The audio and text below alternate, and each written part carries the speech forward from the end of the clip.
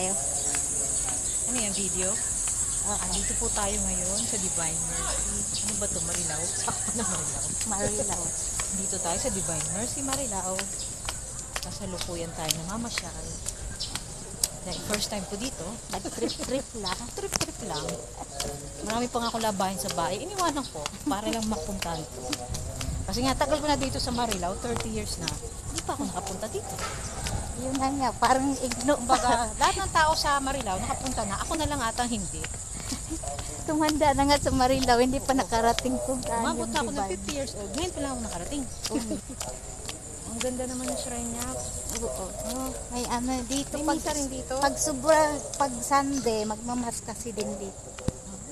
Dito kasi nagmamas. Di ba maraming tao na.